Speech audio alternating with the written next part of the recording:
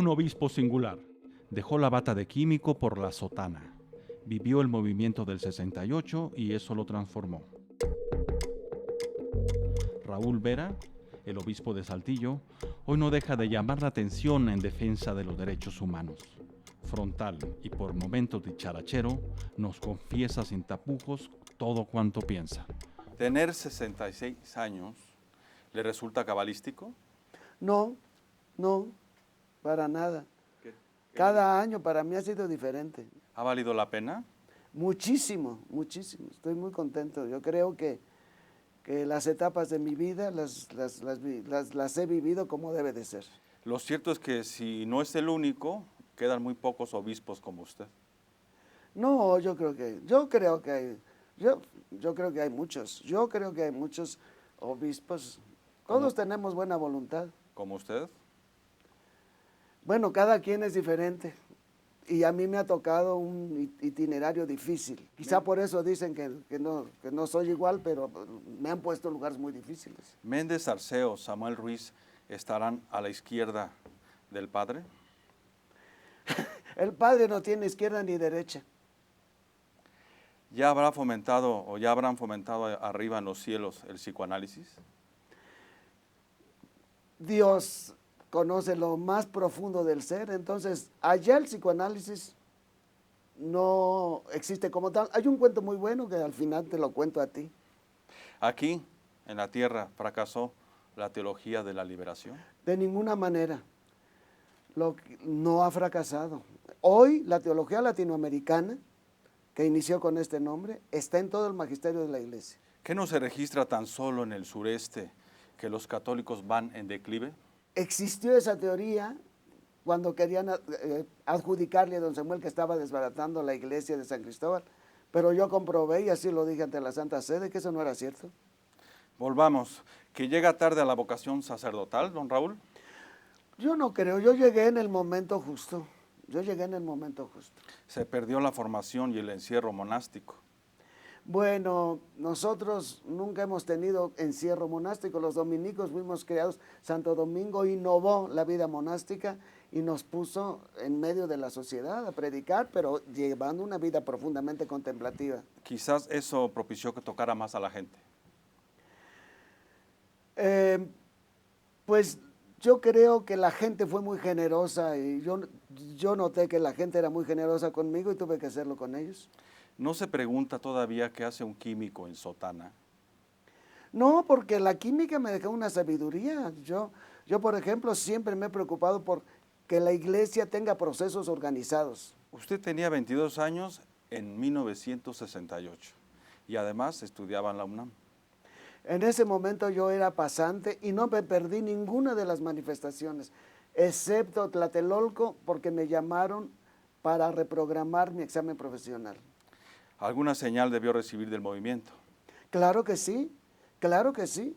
Vimos cómo se estaban provocando políticas que no propiciaban el desarrollo de México, políticas que iban a propiciar que se desfundara México, como ha pasado. ¿También lo revolucionó moralmente? Sí, me hizo cambiar mucho mis puntos de referencia de la organización de mi vida personal. También debió conocer en esa época sobre carnes y placeres. Bueno, diré que no tenía dinero, no tenía dinero. Nada, don Yo Raúl. dormía, Nada. no tenía dinero, repito, y no porque haya sido bueno, no tenía dinero. Mota. No. ¿Debería haber obispas, don Raúl? Mira, de futuribles no habla la Iglesia. En las condiciones que tiene en este momento la Iglesia Católica, sería un martirio para ellos, sería un martirio. Pero no nos dice que no. ¿Usted Bueno, estaría de acuerdo? Yo no sé, yo no voy a vivir al final del siglo XXI. Debo decir, esto sí está claro, que no hay ningún impedimento teológico para que un ser racional como la mujer lo tenga. Es una cuestión que la Iglesia eligió y los argumentos son históricos. ¿Qué tal una mujer en la presidencia? Eso es posible y yo creo que no estaría nada mal. Yo Entonces, creo que una mujer podría darle un tinte más humano. si ya Josefina le ha pedido a Dios que la haga viuda, Seguramente le está pidiendo, rogando que llegue a Los Pinos. Ay, ya de las aspiraciones tan íntimas. No soy el confesor de Josefina. No pensará que Dios es misógino, ¿o sí? Dios no es misógino, absolutamente. ¿Y los, Absolutamente. y los mexicanos? Bastante. Sí, lo somos bastante. En fin, Cordero en sí ya parece señalado por el Señor. Por el partido. Por el partido. No hay que atribuirle al Señor cosas. ¿A poco a usted todavía lo ilumina el rayito de esperanza? El rayito de esperanza. Bueno, no. La esperanza, si no la construimos, no es esencial. A mí me ilumina la esperanza en la medida en que me comprometo con los valores por los que luchas. ¿Creerá que el PRI volverá al poder? No, pues no se necesita creerlo. Es un hecho. Y lo ha propiciado el papel que el partido gobernante lo ha hecho. Lo ha propiciado, por supuesto. ¿El PRI de los Moreira? Pues no solamente son los Moreira, son muchos, el PRI de muchos. Por cierto, ¿se quedó usted con las orejas de Humberto Moreira? Pues las tiene bien puestas, no, se ve que no. ¿Para ser sumiso se requiere no tener memoria? No solamente no tener memoria, se necesita no tener voluntad y no tener criterios. Detengámonos en Chiapas. ¿Qué milagro sucedió ahí con usted? Pues el milagro que sucedió es que tuve ojos para ver y oídos para escuchar. Nada más se necesitaba eso. ¿El Tatic lo transformó? Yo conocí a un obispo que entendía perfectamente el Concilio Vaticano II y yo, desde Ciudad Altamirano, quería que la iglesia de Ciudad Altamirano se construyera en el modelo del concilio. ¿No lo designó Prillone precisamente para combatirlo? Nunca recibí esa orden, nunca. A mí se me dijo claramente en Roma, el Papa lo manda ahí por el bien de la diócesis y por el bien del obispo que está ahí. ¿No lo movieron a Saltillo por no alinearse? Pues nunca me puse a indagarlo seriamente, porque desde que soy dominico aprendí pues que entraron muchos factores ahí, en lo que ¿cuál es el factor que más influyó? No lo sabría decir, pero me ha ido muy bien en Saltillo. O sea, me movieron a Saltillo, pero no dejó de haber retos maravillosos en esta parte. ¿Prillone ya habrá confesado su culpa? No te sé decir. No te sé decir. ¿Tenemos un papa sensible? Es un papa sumamente inteligente, porque es un hombre muy profundo, pero el papa tiene condiciones. El papa, hemos visto, no sé si han visto películas de Juan 23, ahí se revela todo por lo que un papa debe pasar. ¿Es tan sensible como los jerarcas mexicanos? Pues no estoy, sinceramente lo debo decir, al papa no lo conozco profundamente, es un gran conversador. Pero sí conoce a los jerarcas mexicanos. ¿Son sensibles? Pero yo creo que mis hermanos obispos, cuando estamos en la conferencia y tratamos los asuntos, sí hay una sensibilidad de lo que está pasando. Nos condiciona mucho una mentalidad de poder. Y cuando nos tenemos que contraponer a los poderes establecidos, es cuando nos da trabajo. ¿Lo han apoyado ahora con las denuncias de desaparecidos? Pues no digo que me han apoyado en el sentido estricto de la palabra, pero por lo menos no se han opuesto. Hablando de sensibilidades, ¿aceptaría un pagaré de una viuda moribunda? ¡Qué terrible eres! Bueno, esa viuda la conocí yo personalmente, era mi amiga, y murió repentinamente, no es que estaba moribunda cuando hizo el pagaré. ¿Iglesias por lavado de dinero?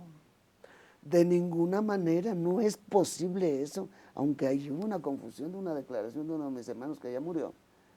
El dinero que viene de allí es un dinero que desde su fundamento está podrido. ¿Qué cardenal resiste un cañonazo de millones de dólares? Ah, eso ya no te sé decir.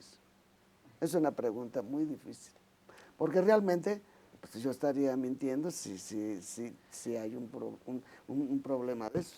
¿Seguiría usted a Norberto y en una homilía exaltaría los dones del Baster para multiplicar los panes? Pues así por los datos que la experiencia nos da, yo no sé si Norberto lo hizo, pero yo no lo haría. ¿Quién es más intocable, Norberto o el Baster?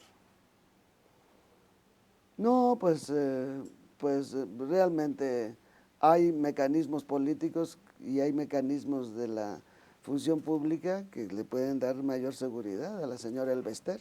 La iglesia mientras les somos útiles a alguien, claro, cuando ya no les somos útiles, se deshacen de nosotros. Ahí tenemos al cardenal Posadas, ¿no? Hablando de conciencias, Calderón ya pidió perdón a las víctimas. ¿Usted lo perdona? Si un día se viene a confesar conmigo, pues tengo que escuchar sus razones, pero al menos la manera en que él está negándose a cambiar su estrategia y conociendo yo lo que es el derecho internacional, conociendo lo que tiene que ser el cuidado desde los tratados de Ginebra de un país de guerra, sinceramente el señor está fuera de puesto. ¿Sigue pensando en que debe renunciar? Por lo pronto, debe cambiar su estrategia. ¿Por qué no pienso en que debe renunciar? Porque sinceramente, así como está el aparato político de México, esa no es una solución. ¿Y tiene perdón el Chapo? Mientras el Chapo no se salga de eso, si a mí me llega una vez el Chapo y me dice, esto, le digo, ¿te vas a salir de todo eso? ¿Vas a tratar de hacer justicia a todas las personas que has matado? ¿Que has mandado matar o que tus equipos han matado? ¿Dónde estará, por cierto? Ay, pues a lo mejor el arzobispo de Durango lo sabe, porque yo no. ¿Hay que otorgar el perdón al ejército? El ejército tiene un problema, porque el ejército tiene pues al jefe de las Fuerzas Armadas frente a él. Pero el ejército sí tiene un problema porque el ejército ha perdido prestigio con esta famosa guerra en la que ha sido metido. En fin, ¿tenemos solución como país? Sí tenemos solución. El día que se empiece a aplicar la Procuración de Justicia, en este momento que estamos en una situación de guerra, en donde ni siquiera se sigue la Procuración de Justicia, en donde no se persiguen los delitos, no vamos a tener solución. Con esta situación no vamos a tener solución. Ni rezando. Siempre rezamos, pero al mazo a Dios rogando y con el mazo dando, es el dicho popular, Muchísimas gracias. para servirte.